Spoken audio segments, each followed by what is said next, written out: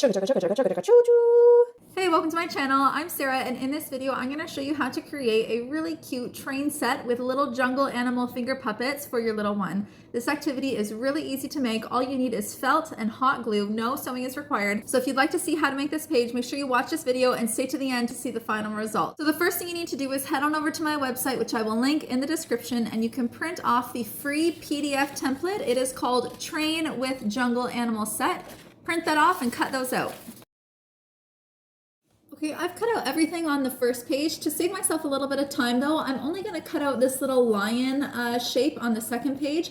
All of these other ones, I've already cut out the shape from the first page. They're the same size. I've just included all of these on here so that you can see what colors I'm going to be using. So I'm going to go ahead and just cut out this lion, and then we're going to trace all of these pieces out onto the felt and cut out those felt pieces. So here's what I've cut out so far. As you can see, I've got 2 pieces of green felt for my background. As always, the sheets are 20 centimeters by 20 centimeters or 8 inches by 8 inches. That is the standard size that I use for all of my pages in my busy books. And you can see I've got 2 copies of each of these train pieces like it showed in the template. I've got 10, actually I have 12 wheels. The reason I have 12 wheels instead of 10 is because I decided to go ahead and actually add an extra train piece in purple, which was not included in the template. So that's because I'm actually going to make this for my son, and I'll explain in a minute why I had to add an extra piece. And you can see that I have cut out all of my little finger puppets. I may also add a 5th finger puppet since I added an extra train piece. And then you can see I've got all of my squares here. So let me show you what we're going to do with the glue. Okay, I've got my glue gun on and ready. Let me show you what I'm going to glue. I'm going to start with the train pieces, and I'm going to glue them together, but I'm going to leave these box parts open. I want those to act as a little pocket for the jungle animal finger puppets to sit in. Same with all of the caboose pieces. I'm going to leave the top parts open. And then I'm also going to go ahead and glue on all of the wheels onto the train. Once I glue those wheels onto each piece of the train, I'm going to also glue these little squares on each of the train pieces. I'm going to just glue one side down so that it will act as a little door, and you can open it up.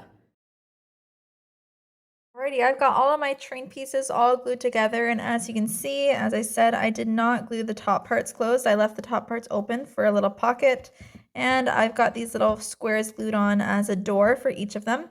Next thing I'm going to do is I'm going to go ahead and get these 4 finger puppets glued together. Some things I added were I cut out this little black piece of hair for the zebra. So when I glue that together, I'm going to put the black piece right on the inside in the middle of his head. And then I'm going to glue all around the edges, except obviously for the bottom. Don't glue the bottom closed because your child needs to put their finger in there to use it as a finger puppet.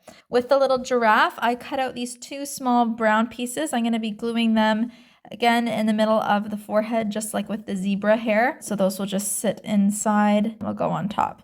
And then the elephant, I just added a trunk, so I'm going to glue that on after. So I'll get those glued, and then I will show you guys what it looks like.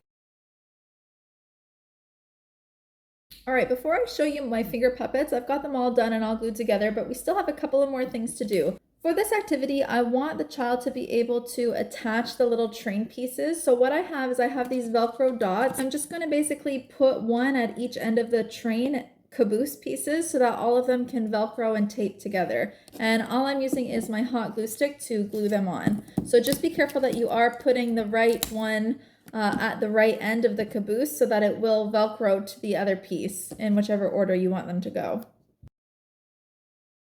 Okay, so let me show you what this looks like here. I've got all of my train pieces connected now with little pieces of Velcro dots. I have one at the front and then one on the back so that each of them can connect the way your child wants to. Also, you'll see on the backs of all of my train pieces, I put another Velcro dot, and I've put some Velcro strips on my pages so that when your child's book is closed and they're not playing with the train, they can go ahead and attach them to the page with onto those Velcro strips so that they don't lose them. Also, one thing you could do if you don't want to do this, when you go ahead and glue your book together, just glue the sides and the bottom and leave the top space open between the 2 pages, and that's used as a storage compartment. But personally, I like to have the Velcro on there so that it can stay attached to the page. And then when it's not being played with, you can see it's all just attached onto that Velcro. The last thing I'm going to do before I show you the final product, I've just cut out some thin strips of dark blue, or you can use black or gray strips of felt, and I'm going to make a train track going across the 2 pages for your child to go ahead and ride that train around the tracks. So stay tuned and I will show you what it looks like all together at the end. Okay, here is the final train set all put together. So the first thing you'll probably notice is the track that I did. I made my track kind of go around in a circle. I also ended up with this empty space here, this empty green space here. So I decided to cut out a little circus tent and cut it down the center and just glued some red stripes onto it. This was not included in the template. I just decided to add it because I wanted to fill this empty green space. So if you want to do something like that, or add some flowers or something in the middle here, or a tree or bushes, whatever, I think that would be cute. So you can see what I ended up doing on these little doors of the trains is I wanted to put my son's name. We always call him Joey, but his full name is actually Joseph, and he wasn't sure how to spell his full name because his whole life we've just gone by Joey. So I wanted to actually add that onto the train, and then inside the little doors I just put the lowercase letters of his name. I just drew them on with marker. I happen to have these iron-on felt letters. You can also buy felt letters or foam cutout letters from the dollar store usually, but if you don't have that, just write it with a marker. Originally, when I came up with this train idea, I actually wanted it to be numbers themed. So I was going to put the number 1, 2, 3, 4, 5, etc. And then on the inside of the doors, I was going to put like 2 little colored pieces of felt for the number 2, and then 3 pieces of colored felt underneath the door for the number 3, and so on and so forth, so that children can practice recognizing numbers and then counting them.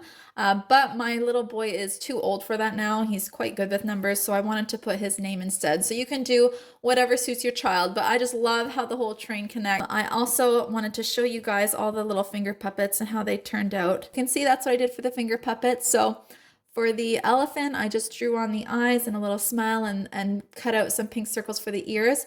For the monkey, again, I used the same cutout that I used for the elephant, but I glued a tail on the back of the monkey, and I also added a belly and a little monkey face there. For the lion, I added a belly and a pink nose and some whiskers and eyes and mouth. The zebra, you can see I added the stripes in the nose and drew on the eyes and mouth. And the giraffe, I added some brown spots and just drew on the face. So I think they turned out really cute. Let me know in the comments how they love it, and if you have any suggestions of what you'd like to see made, make sure you leave a comment. Thanks, guys!